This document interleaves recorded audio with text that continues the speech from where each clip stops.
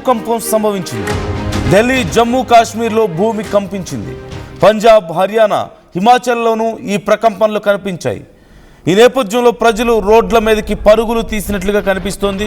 మరోవైపు ఆఫ్ఘనిస్తాన్లో ఈ భూకంపం మరింత తీవ్రంగా ఉంది. రిక్టర్ స్కేల్పై 6.2గా తీవ్రత నమోదైంది. 215 కిలోమీటర్ల లోతులో భూకంప కేంద్రాన్ని గుర్తించారు. భారత్ సహా 8 దేశాలపై భూకంప ప్రభావం ఉంది. Pakistan, China, Tajikistan, Uzbekistan, Kyrgyzstan, Turkmenistan దేశాల్లో భూ ప్రకంపనలు సంభవించాయి. పాకిస్తాన్, ఆఫ్ఘనిస్తాన్ సరిహద్దు ప్రాంతంలో తీవ్ర ప్రకంపనలు సంభవించినట్లుగా తెలుస్తోంది. ప్రధానంగా ఈ భూకంప కేంద్రం ఆఫ్ఘనిస్తాన్లోని ఫైజాబాద్కు దక్షిణంగా 74 కిలోమీటర్ల దూరంలో హిందూకుష్ పర్వత శ్రేణుల్లో ఉన్నట్లుగా నమోదైంది. ఇది భూగర్భంలో దాదాపుగా 215 కిలోమీటర్ల లోతులో సంభవించింది. సైంటిఫిక్ పరంగా ఇంత లోతులో వచ్చేటువంటి భూకంపాలు డీప్ ఫోకస్ ఎర్త్క్వేక్స్ అంటారు. ఇవి భూమి లోపల చాలా లోతుగా రావడం వల్ల జనరల్గా ఉపరితలం మీద తీవ్రమైనటువంటి కుదుపులు సృష్టించే అవకాశం తక్కువ, అంటే చాలా ఎక్కువ నష్టాన్ని సహజంగా ఇవి కలిగించవు. కానీ వీటి శక్తి చాలా దూరం వరకు, 1000 కిలోమీటర్ల వరకు ప్రయాణించే అవకాశం ఉంటుంది. జస్ట్ లైక్ ఇండియాలో కూడా మనం చూస్తున్నాం. అందుకే ఢిల్లీ, పంజాబ్లో కూడా ఫ్యాన్లు, లైట్లు ఊగినట్లుగా చాలా సందర్భాల్లో ఈ కంప్లైంట్స్ వచ్చాయి. ప్రస్తుతం పరిస్థితి చూస్తే ఆస్తి, ప్రాణ నష్టం కూడా సంభవించింది కొన్ని ప్రాంతాల్లో. ఇప్పటికీ భారతదేశంలో పెద్దగా నష్టం లేకపోయినప్పటికీ ఆఫ్ఘనిస్తాన్లో కొంత భారీగా ఆస్తి నష్టం జరిగినట్లుగా నివేదికలు వస్తున్నాయి. మరోవైపు జమ్మూ కాశ్మీర్లో ప్రధానంగా శ్రీనగర్, పూంచ్ సెక్టార్స్లో, అలాగే పాకిస్తాన్లోని మరికొన్ని ప్రాంతాలు లైక్ స్వాట్ వ్యాలీ లో ఈ ప్రాంతాల్లో ప్రకంపనలు కొంచెం ఎక్కువ సమయం పాటు రావడంతో జనం ఇళ్లలోంచి రోడ్ల మీదకి పరుగులు తీసినట్లుగా కనిపిస్తోంది. మరోవైపు నేషనల్ డిజాస్టర్ మేనేజ్మెంట్ ఏజెన్సీలు అండ్ సిస్మాలజీ అధికారులు ఇప్పటికే మేము పర్యవేక్షిస్తున్నాం ఈ సిచ్యువేషన్ అంటూ చెప్పారు.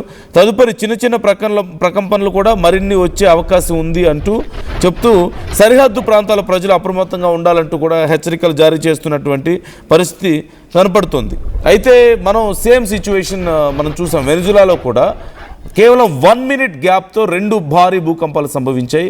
విత్ 7.2 అండ్ 7.5 మ్యాగ్నిట్యూడ్తో ఈ భూకంపాలు సంభవిస్తే ఆ తర్వాత చిన్న ప్రకంపనలు ఒక 20 వరకు వచ్చాయి, అంటే చిన్న స్థాయి భూ ప్రకంపనలు. దానివల్ల కూడా చాలా తీవ్రమైనటువంటి నష్టం కలగడం, ఈ అక్కడ సహాయక కార్యక్రమాలకు అంతరాయం ఏర్పడడం లాంటివి మనం చూసాం. ఈ నేపథ్యంలో ఇప్పుడు ఈ భూకంపం తర్వాత కూడా మరికొన్ని చిన్న భూకంపాలు సంభవించే అవకాశం ఉంది అని చెప్పినట్లుగా తెలుస్తోంది. ఈరోజు సాయంత్రమే ఈ ఘటన చోటు చేసుకుంది. ఇంతకు ముందే ఈ ఘటన చోటు చేసుకున్నట్లుగా తెలుస్తుంది. ఆఫ్ఘనిస్తాన్లో హిందూకుష్ ప్రాంతంలో భారీగా భూమి కంపించింది. దాని ప్రభావంతో ఇప్పుడు ఢిల్లీ, ఆ బోర్డర్ నుంచి దగ్గరలో ఉన్నటువంటి ప్రాంతాలు ఢిల్లీ, ఎన్సీఆర్, అలాగే పంజాబ్, జమ్మూ కాశ్మీర్, చండీగఢ్ ఇలాంటి భారతదేశంలో ఉన్నటువంటి ఉత్తర భాగంలో ప్రాంతాల మీద ఈ ప్రకంపనల ప్రభావం ఉన్నట్లు కనిపిస్తోంది. రిక్టర్ స్కేల్ మీద 6.2గా నమోదైంది. ఎగ్జాక్ట్గా టైం చెప్పాలి అంటే సాయంత్రం 7:04 సమయంలో ఈ ఘటన చోటు చేసుకుంది. అంటే very few minutes back, around 25 minutes back ఎగ్జాక్ట్గా ఈ భూకంపం సంభవించినట్లుగా తెలుస్తోంది. ఇప్పుడు ఆఫ్ఘనిస్తాన్లో జుర్మ్ లేదా కలాఫ్గన్ ప్రాంతానికి సమీపంలో భూగర్భంలో దాదాపుగా 125 కిలోమీటర్ల లోతులో ఈ భూకంప కేంద్రం ఉన్నట్లుగా national centre for seismology NCS దీనికి సంబంధించి డీటెయిల్స్ ఇచ్చింది. అయితే భూకంపం చాలా లోతులో రావడం వల్ల జనరల్గా కొంత ఇంపాక్ట్ తక్కువగా ఉందని చెప్తున్నారు. ఒకవేళ సహజంగా మనం చూస్తుంటాం, లైక్ గతంలో జపాన్లో వచ్చినట్లుగా, మొన్న వెనిజులాలో వచ్చినట్లుగా అతి తక్కువ డిస్టెన్స్లో కనుక అరౌండ్ 20 కిలోమీటర్స్, 50 కిలోమీటర్స్ ఆ రేంజ్లో కనుక, ఆ డెప్త్లో కనుక భూమి లోపల భూకంప కేంద్రం ఉన్నట్లయితే ఇప్పుడు నమోదైనటువంటి రిక్టర్ స్కేల్ మీద నమోదైనటువంటి 6.5 స్థాయి కాకుండా చాలా తీవ్రమైనటువంటి నష్టాన్ని కలిగించే అవకాశం ఉంది.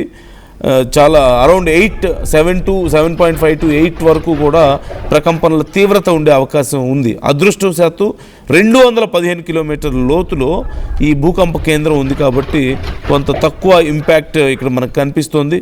సో చాలా వరకు అదృష్టవశాత్తు భారతదేశంలో పెద్దగా నష్టం ఏమి జరగలేదు. జమ్మూ కాశ్మీర్ కానీ, పంజాబ్ కానీ, చండీగఢ్ కానీ, హర్యానా కానీ, హిమాచల్ ప్రదేశ్ అండ్ ఢిల్లీ ఎన్సీఆర్ ఈ ప్రాంతాల్లో ఇంపాక్ట్ కనిపిస్తుంది. ఇతర దేశాల గురించి చూస్తే Afghanistan, Pakistan, Tajikistan, Uzbekistan, Turkmenistan, Kyrgyzstan ఈ ప్రాంతాల్లో, అంటే చైనా సరిహద్దు ప్రాంతాలు, ఈ ప్రాంతాల్లో ప్రకంపనలు సంభవించినట్లుగా కనిపిస్తున్నాయి. ఇక్కడ కొంత ఇంపాక్ట్ ఎక్కువగా ఉంది. అండ్ ఈ మొత్తం దేశాలన్నిటి మీద కూడా ఈ ప్రకంపనలు సంభవించాయి. ఒక్కసారి నేను ఆ విజువల్స్ మీకు క్లియర్గా చూపించే ప్రయత్నం చేస్తాను. ఈ భూకంప తీవ్రత ఎలా ఉంది, అక్కడి పరిస్థితి ఏంటి అనేది మీకు అర్థమవుతుంది.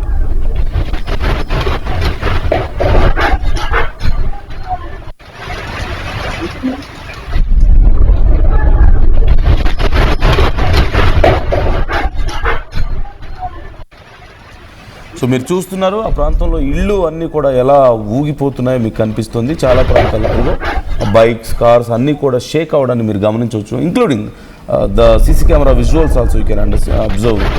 సీసీ కెమెరా కూడా షేక్ అవుతూ కనిపిస్తుంది.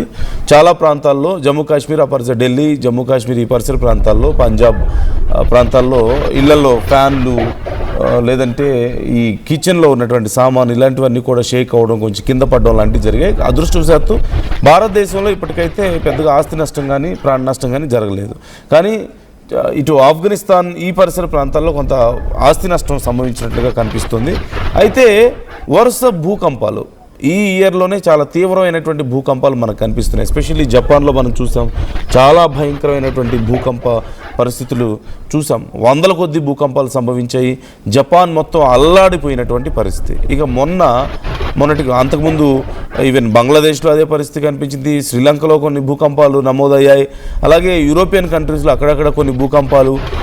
ఇప్పుడు నిన్న చూసినటువంటి ఘటన వెనిజులాలో ఎంత తీవ్రమైనటువంటి భూకంపమో, ఎన్ని వందల మంది ప్రాణాలు కోల్పోయారు, కొన్ని వేల మంది గాయపడ్డారు, ఇన్ఫ్యాక్ట్ లక్షల మంది నిరాశ్రయులైనటువంటి పరిస్థితి కనిపిస్తోంది. ఇంకా అక్కడ సహాయక చర్యలు కొనసాగుతూనే ఉన్నాయి. మరోవైపు ఇప్పుడు నేను స్క్రీన్ మీద మీకు రైట్ సైడ్ చూపిస్తున్నటువంటి విజువల్ అక్కడ వెనిజులాలో చోటు చేసుకున్నటువంటి ఘటన. ఇటు లెఫ్ట్ సైడ్ మీరు చూస్తున్నది ప్రజెంట్ ఢిల్లీలో నమోదైనటువంటి భూకంపం, ఢిల్లీ ఉత్తర భారతదేశంలో నమోదైనటువంటి భూకంప తీవ్రతకి సంబంధించిన విజువల్. నేను ఈ రెండు మీకు చూపించే ప్రయత్నం చేస్తున్నాను. 7:04కి ఈ ఘటన సంభవించింది. అంటే ఎగ్జాక్ట్గా చెప్పాలంటే 30 minutes బ్యాక్ ఈ భూకంపం సంభవించింది. మొత్తం చుట్టుపక్కల దేశాల్లో, చైనా చుట్టుపక్కల దేశాల్లో కూడా కనిపిస్తుంది. దీని ఇంపాక్ట్ చాలా ఎక్కువగా కనిపిస్తుంది. అయితే ఇక్కడితో అయిపోలేదు, మరొకసారి మరి చిన్న భూకంపాలు సంభవించే అవకాశం ఉంది అని కూడా చెప్తున్నారు. ఎస్పెషల్లీ చైనా బోర్డర్కి దగ్గరగా ఉన్నటువంటి ప్రాంతాలు, అలాగే ఇటు ఆఫ్ఘనిస్తాన్ ఈ ప్రాంతాలకు దగ్గరగా ఉన్నటువంటి ప్రాంతాల్లో ఉత్తర భారతదేశం మొత్తం మీద ఇంపాక్ట్ కనిపిస్తుంది. కేర్ఫుల్గా ఉండాలంటూ కూడా అధికారులు సూచిస్తున్నారు. సో ఈ ఘటనకు సంబంధించి వరుస భూకంపం, అంటే ప్రపంచవ్యాప్తంగా చాలా ఫ్రీక్వెంట్గా భూకంపాలు సంభవించడానికి కారణం ఏంటని మీరు అనుకుంటున్నారు? Tectonic plates movements is the basic reason behind these earthquakes. కాకపోతే ఇంత ఫ్రీక్వెంట్ షిఫ్టింగ్స్ ఎందుకు జరుగుతున్నాయి, ఇంత ఫ్రీక్వెంట్గా ఎందుకు భూకంపాలు సంభవిస్తున్నాయి? ఇంకేదైనా పెద్ద కారణం ఉందా? చాలా ర్యాపిడ్గా, చాలా ఎక్కువగా నంబర్ ఆఫ్ ఎర్త్క్వేక్స్ రావడం అంటే కొంచెం ఆలోచించాల్సిన విషయం. ఎక్కడో ఒక చోట వస్తే ఓకే, కానీ ప్రపంచవ్యాప్తంగా చాలా దేశాల్లో చాలా భయంకరమైన భూకంపాలు సంభవిస్తూ ఉన్నాయి. ఖండాలే ఊగిపోతున్నటువంటి పరిస్థితి. ఏదైనా భారీ చేంజెస్ జరుగుతున్నాయా భూమి అంతర్భాగంలో, లేకపోతే ఇంకేమైనా ఉపద్రవానికి ఇవి సూచనలా? మీకేమనిపిస్తుంది ఈ ఘటనలు చూస్తుంటే? కామెంట్ చేయండి.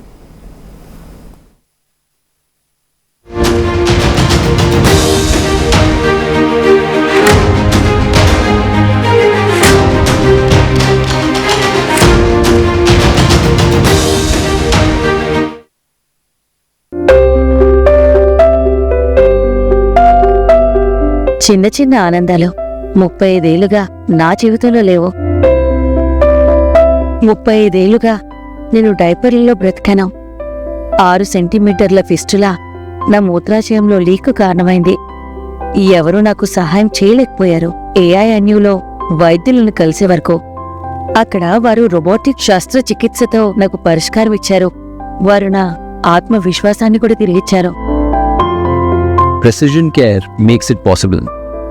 The Center for Robotic Surgery at AINU